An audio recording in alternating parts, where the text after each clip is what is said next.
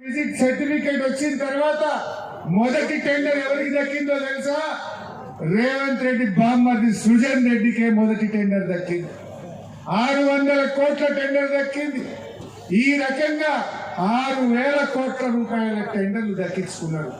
పోయే సొమ్ము ఎవరిది? మా కార్మికులది.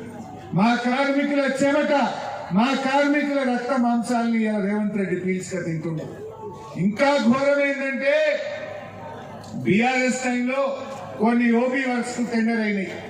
అది -15 ఉన్నది, అది క్యాన్సిల్ చేసుకుంటున్నారు. మళ్ళీ ఇప్పుడు సైట్ విజిట్ సర్టిఫికేట్ తోని అదే గనిని అదే కాంట్రాక్టర్ కు +10% ఇచ్చింది. ఈ విషయం నేను మాట్లాడితే నోరు మెదుపుతలేదు, అంటుంది. తప్పు చేయనోడైతే సమాధానం చెప్పాలి కదా. తప్పు చేయనోడైతే సిట్టింగ్ జడ్జితో ఎంక్వైరీకి రావాలి కదా. తప్పు చేయనోడైతే సిబిఐ ఎంక్వైరీకి రావాలి కదా. ఎందుకు వస్తలేదు? ఒక్కటి కాదు, 6,000 కోట్ల టెండర్ల స్కామ్ అయింది. ఈ పక్కనే శ్రీరాంపూర్ ఓబీ టెండర్ ఓపెన్ అయింది, కానీ ఫైనాన్షియల్ బిడ్ ఓపెన్ అయితలేదు. టెక్నికల్ బిడ్ ఓపెన్ చేసిండ్రు. 7 సార్లు ఫైనాన్షియల్ బిడ్ కు డేట్ ఇచ్చుడు, వాయిదా వేసుడు, డేట్ ఇచ్చుడు, వాయిదా వేసుడు. లెక్కలు కుదురుతలేదు. 7 సార్లు వాయిదా పట్టదా ఇక్కడ టెండర్? అంటే ఈ రకంగా అవినీతికి పాల్పడుతుంది. ఒక్కటి కాదు, అన్ని అవకతవకలే. డీజిల్ స్కామ్ చేస్తున్నారు. జిలటిన్ స్టిక్స్ కు 30% ధర పెంచి దాంట్లో స్కామ్ చేస్తున్నారు. ఇవాళ 9 బ్లాక్ స్కామ్ బయటపడ్డది. ఈ రకంగా అసలు సింగరేణిని ఖతం చేస్తున్నారు. బంగారు బాతులు కోసుక తినే ప్రయత్నం చేస్తున్నారు. రేపు మా సీతారామయ్య గారు చెప్పినట్టు ఇట్టనే పోతే 5-10 ఏళ్లలో సింగరేణి ప్రైవేట్ పరమైతుంది, మా కార్మికుల జీవితాలు ఆగమైతాయి.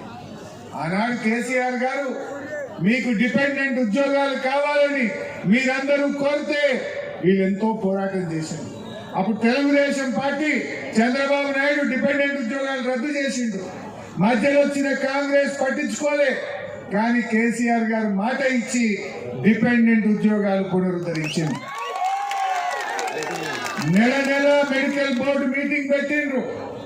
16,500 మందికి డిపెండెంట్ ఉద్యోగాలు ఇచ్చింది బీఆర్ఎస్ గవర్నమెంట్.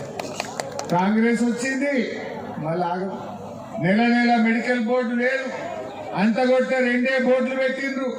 100 మంది పోతే 70 మందిని అన్ఫిట్ చేసిండ్రు. నేను మొన్న అందరు తోలుకొని సింగరేణి సిఎండి ఆఫీస్ పోయినా. పాపం నడువస్తలేదు. ఒక ఆయన క్యాన్సర్ వచ్చింది, ఒక ఆయన కిడ్నీలు ఫెయిల్ అయ్యి 2 దిక్కుల 2 పైపులు ఉన్నాయి, ఒక ఆయనకు బైపాస్ సర్జరీ అయింది, ఒక ఆయన కళ్ళు కనబడతలేవు, ఒక ఆయన ఫ్రాక్చర్ అయింది కాలు. వాళ్ళని కూడా అన్ఫిట్ చేసింది. నడవనే వస్తలేదు, గుండెకు బైపాస్ సర్జరీ అయింది, బొగ్గుబాయిలో ఏం పని చేస్తారు? అంటే ఎంత అన్యాయంగా ఇలా కాంగ్రెస్ పార్టీ వ్యవహరిస్తుందో అడుగుతా ఉన్నా. ఈడున్న వివేక్ గారు, ఆయనే కార్మిక మంత్రి. కార్మికులకు అన్యాయం అయితే నోరు విప్పని మీ ఎమ్మెల్యే వివేక్ గారు మాట్లాడొద్దాను. కార్మికులకు ఎందుకు మెడికల్ బోర్డు పెట్టలేరు? కార్మికులకు ఎందుకు డిపెండెంట్ ఉద్యోగాలు ఇయ్యాలో అడగద్దా?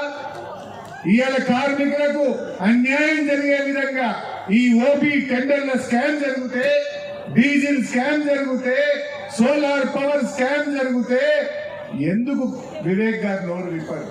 మీకు వాటా ఉందా? మీరెందుకు మాట్లాడతలేరు? మీ నాన్నగారు కార్మిక మంత్రి, నువ్వు ఇలా కార్మికులకు మీ రేవంత్ రెడ్డి అన్యాయం చేస్తుంటే ఎందుకు మాట్లాడవు అని నేను అడుగుతా ఉన్నా. ఈ రకంగా ఇవాళ కాంగ్రెస్ పార్టీ సింగరేణిని ఆగం చేస్తా ఉంది. అందుకే ఇవాళ సిపిఐ నాయకులు, మా ఏఐటీసీ నాయకులు బాగా ఆలోచించి ఈ సింగరేణిని కాపాడాలని, సింగరేణి అవినీతిని బయటకు తెచ్చి బీఆర్ఎస్ పోరాటం చేస్తే మేము కూడా గలం గలుపుతాం, సింగరేణిని కాపాడుకుంటామని బయలుదేరుతారు. వారికి నేను హృదయపూర్వకంగా ధన్యవాదాలు తెలియజేస్తా ఉన్నా. మీకు తెలుసు, ఒక డిపెండెంట్ ఉద్యోగాలే కాదు, కొన్ని వేల మందికి పట్టాలు ఇచ్చింది బీఆర్ఎస్ ప్రభుత్వం. ఈడ కూడా 3,360 మందికి పట్టాలు రాలేదా? ఒక్కొక్కటి అప్పటికి 2 లక్షలు 3 లక్షలు ఉండే భూమి 30 లక్షలు 40 లక్షల విలువ అయిందా లేదా మీకు? అది చేసింది కేసీఆరా కాదా? మీరే ఆలోచించి. బోనస్ 6,300 కోట్ల ప్రాఫిట్ వస్తే 3,000 కోట్లకే బోనస్ ఇస్తా అంటాడు. బోనస్ లో మోసం, పట్టాలు ఇయ్యరు, టెండర్లలో మోసం, చివరికి మెడికల్ ఇన్వాలిడేషన్ కూడా